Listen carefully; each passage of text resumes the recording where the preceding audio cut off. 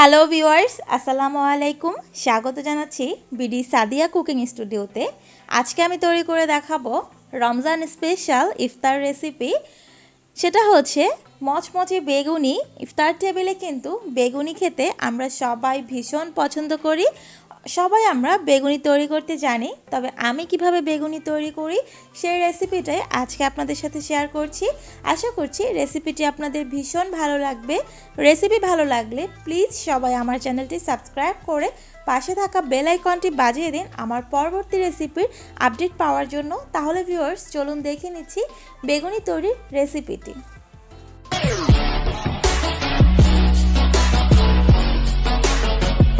বেগুনি তৈরির জন্য প্রথমে আমি পরিষ্কার একটা বল নিয়েছি।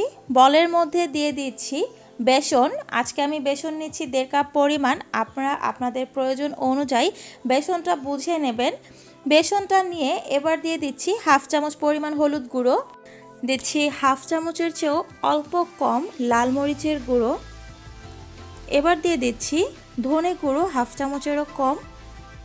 এই মশলাগুলো কিন্তু আপনারা আপনাদের প্রয়োজন অনুযায়ী বাড়িয়ে কমিয়ে নিতে পারেন। 1/2 চামচ পরিমাণ আদা রসুনের পেস্ট দিচ্ছি লবণ পরিমাণ মতো। এবার সবগুলো উপকরণ একটা চামচ দিয়ে একটু ভালোভাবে একসাথে মিশিয়ে নিচ্ছি।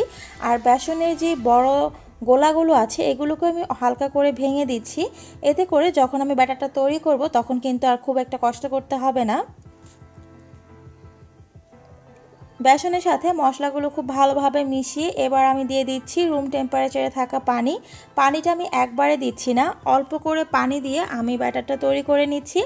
একবারে যদি অনেকটা পানি দিয়ে ফেলি তাহলে কিন্তু পাতলা হয়ে যাওয়ার চান্স আছে।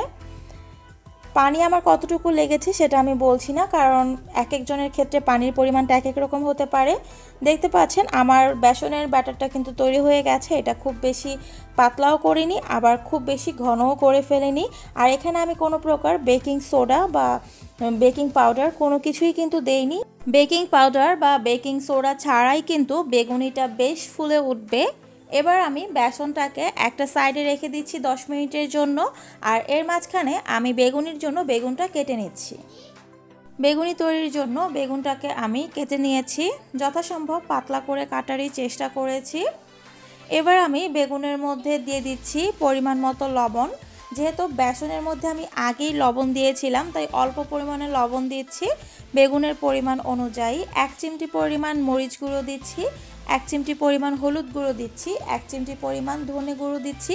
এবার আমি মশলাগুলোকে বেগুনের সাথে ভালোভাবে মাখিয়ে নিয়েছি, দেখতে পাচ্ছেন। এখন আমি চলে যাচ্ছি ভাজার জন্য। বেগুনের মধ্যে মশলা মাখিয়ে কিন্তু অনেকক্ষণ রেখে দেওয়া যাবে না। একটা কড়াইয়ে পর্যাপ্ত পরিমাণ তেল দিয়েছি, যেহেতু বেগুনি ডুবো তেলে ভাজতে হয়। এবার বেগুনটাকে আমি বেসনের মধ্যে ডুবিয়ে তেলের মধ্যে ছেড়ে দিচ্ছি। আর চুলার আঁচটাকে কিন্তু মিডিয়াম টু লো রেখেছি, কারণ বেগুনটা কিন্তু কাঁচা, বেগুনটাকে সেদ্ধ হওয়ার সময় দিতে হবে। চামচ দিয়ে তেল নিয়ে আমি বেগুনের উপরে দিয়ে দিচ্ছি। এতে করে কিন্তু বেগুনের দুই পাশই খুব ভালোভাবে সেদ্ধ হয়ে যাবে। আর অবশ্যই খেয়াল রাখতে হবে যে বেগুনটা যেহেতু কাঁচা, চুলার আঁচটা একটু কমিয়ে ভাজতে হবে যেন বেগুনটা সেদ্ধ হয়ে যায়। একটা বেগুনি হালকা হয়ে যাওয়ার পর আমি আরেকটা বেগুনি দিয়েছি, যেহেতু আমার কড়াইয়ে জায়গা আছে। আমার কড়াইটা ছোট, আমি যদি একসাথে 2টা বেগুনি দিতাম তাহলে একটার সাথে আরেকটা লেগে যেত। আপনাদের কড়াই যদি বড় হয় তাহলে 2-3টা একসাথে ভাজতে পারেন। বেগুনটাকে উল্টে পাল্টে ভেজে নিচ্ছি।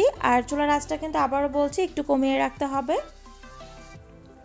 বেগুনের দুই পাশে যখন খুব ভালোভাবে ভাজা হয়ে গেছে দেখতে পাচ্ছেন, আর বেগুনটাও কিন্তু ভালো মতো সেদ্ধ হয়ে গেছে, দুই পাশ যখন সুন্দর কালার হয়ে গেছে, এবার আমি বেগুনিটাকে তেল ছেঁকে নামিয়ে নিচ্ছি। আপনারা যদি আর একটু বেশি কালার চান তাহলে আর 1 মিনিটের মতো রাখতে পারেন, তবে আমি এখনই নামিয়ে নিচ্ছি। আর বাকি বেগুনিগুলোকেও আমি সেম একইভাবে ভেজে নিচ্ছি। তৈরি হয়ে গেছে ভীষণ মজার মুচমুচে বেগুনি। আশা করছি আমার আজকের বেগুনি রেসিপিটা আপনাদের খুব ভালো লেগেছে। রেসিপি ভালো লাগলে চ্যানেলটি সাবস্ক্রাইব করে পাশে থাকা বেল আইকনটি বাজিয়ে রাখুন। আর অবশ্যই কিন্তু ভিডিওটিতে একটি লাইক দিন, কমেন্ট করে জানান রেসিপিটি কেমন লেগেছে। অন্য কোনো রেসিপির রিকোয়েস্ট থাকলে সেটাও আপনারা আমাকে কমেন্ট বক্সে জানাতে পারেন। আজকে এই পর্যন্তই, আবার চলে আসবো নতুন কোনো রেসিপি নিয়ে। সেই পর্যন্ত সবাই ভালো থাকুন, সুস্থ থাকুন, সুন্দর থাকুন। আল্লাহ হাফেজ।